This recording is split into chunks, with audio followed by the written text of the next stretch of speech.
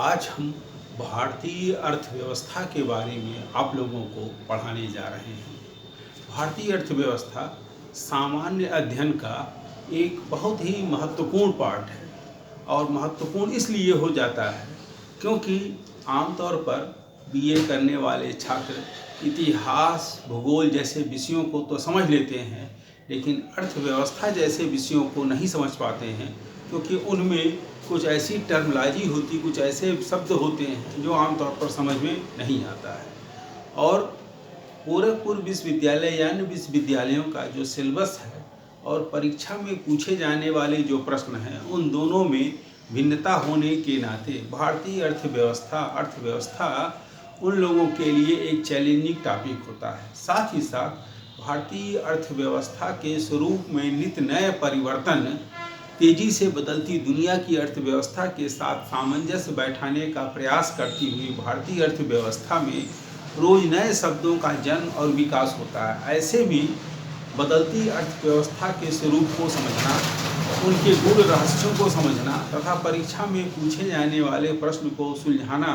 ये अपने आप में एक कठिन कार्य होता है। ऐसे में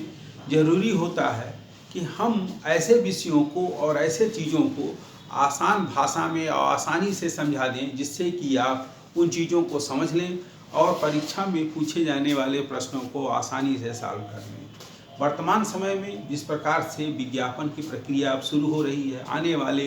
3-4 महीनों में बहुत ज़्यादा विज्ञापन आएंगे तथा परीक्षाएं होंगी। ऐसे में अगर हम कमर कसने समय से तैयारी कर लें अपनी पूरी सारी विषयों की, तो हमारे लिए यह सफलता सुनिश्चित हो जाएगी। वर्तमान दौर में सरकारी नौकरी पाने के लिए तमाम उधेड़ गुण होते हैं, तमाम जद्दोजहद होते हैं। इनमें जो सबसे योग्य छात्र होते हैं वही इन सफलताओं को प्राप्त कर पाते हैं तथा भीड़ में बहुत से छात्र गायब हो जाते हैं। तो ऐसे में हमको अपने को सर्वश्रेष्ठ साबित करने के लिए सामान्य अध्ययन तथा करंट सभी क्षेत्रों में अपनी अच्छी पकड़ बनानी होगी तथा हमको ये देखना होगा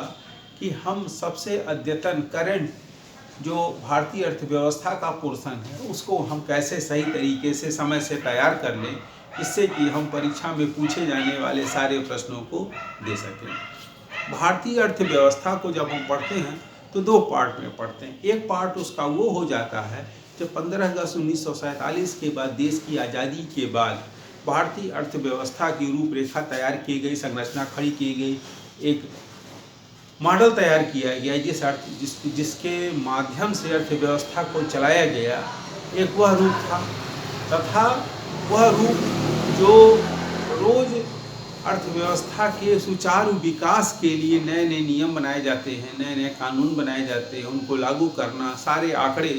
क्योंकि अर्थव्यवस्था में आंकड़ों का बहुत महत्वपूर्ण रोल होता है और हमारे पास आंकड़ों का अद्यतन स्वरूप होना चाहिए। मतलब एकदम करेंट लेटेस्ट जो आंकड़े सरकार के द्वारा जारी किए जाते हैं, सर्वेक्षण विभाग के द्वारा जारी किए जाते हैं, इन आंकड़ों का एक बंच हमारे पास होना चाहिए। जितने आधुनिक, जितने अत्यधिक निकटतम आंकड़े रहेंगे हमारे लिए, उतने हमारे लिए परीक्षा में प्रश्न पत्र को सॉल्व करना आसान होगा। अब आमतौर पर ये देखा जाता है कि जो मार्केट में पुस्तकें मिलती हैं, उन पुस्तकों में आंकड़े आमतौर पर देर के होते हैं, जो साल भर 1.5 साल पुराने होते हैं, जिसमें ऐसा होता है कि जब हम परीक्षा देने जाते हैं तो पता चलता है कि हमसे जो आंकड़ा पूछा गया और जो आंकड़ा किताबों में हम पढ़ करके आए थे उनमें भिन्नता होने के नाते हम आते हुए प्रश्न को भी गलत करके चले जाते हैं। ऐसे में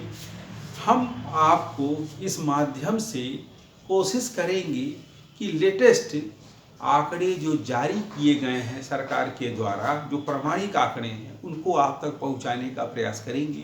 अगर आप उनको नोट डाउन कर लेंगे, अगर आप उनको लिख लेंगे, तो आपके लिए अच्छा रहेगा कि जब भी आप परीक्षा में जाएं तो उन सारे आंकड़ों को सही तरीके से आपको याद रहे और सही तरीके से जो उसका सही आंसर है उसको आप दे करके आप प्रतियोगी परीक्षा में सफल होंगे। मेरा यह प्रयास रहेगा कि सारे आंकड़ों को इस तरह से प्रेजेंट किया जाए, इस तरह से बताया जाए कि आपको समझने में कोई परेशानी न हो। क्योंकि जब हम लोग ऑफलाइन क्लासेस में पढ़ाते हैं तो वहाँ बच्चों के सामने एक सुविधा होती है कि वो थोड़ी भी चीज़ कोई जो उनको समझ में नहीं आती है वो खड़े होकर के पूछ लेते हैं, तो समस्या का समाधान वहीं हो जाता है। लेकिन ऑनलाइन में ये समस्या बनी रहती है। लेकिन हम प्रयास करेंगे कि ऐसी कोई समस्या पैदा ही ना हो जो आपको लगे कि हम ऑनलाइन पढ़ते हुए ऑफलाइन की सुविधा नहीं पा रहे हैं। तो इस माध्यम से आपको जो ज्ञान दिया जाएगा वह ज्ञान इस प्रकार का दिया जाएगा कि सब्जेक्टिव और ऑब्जेक्टिव दोनों प्रकार के प्रश्नों का आप सही तरीके से आंसर दे लें और आपके सामने कोई समस्या ना आवे। आप अर्थव्यवस्था के सारे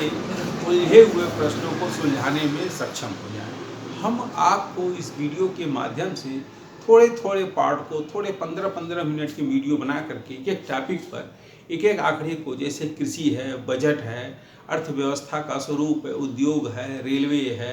ठीक है, इस प्रकार से जो नए औद्योगिक नीति आई है वो सारी चीज़ों पे, अंतर्राष्ट्रीय व्यापार पे, हर टॉपिक एक टॉपिक 15-15 मिनट का वीडियो बना करके आपको हम प्रेजेंट करेंगे। आप उनको देखिए, अपने सुझाव हमें प्रेषित कीजिए। अगर अच्छा लगे तो लाइक कीजिए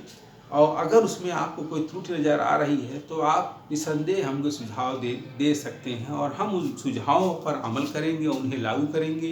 क्योंकि आपका सुझाव ही आपके और मेरे दोनों के लिए फायदेमंद होगा। धन्यवाद।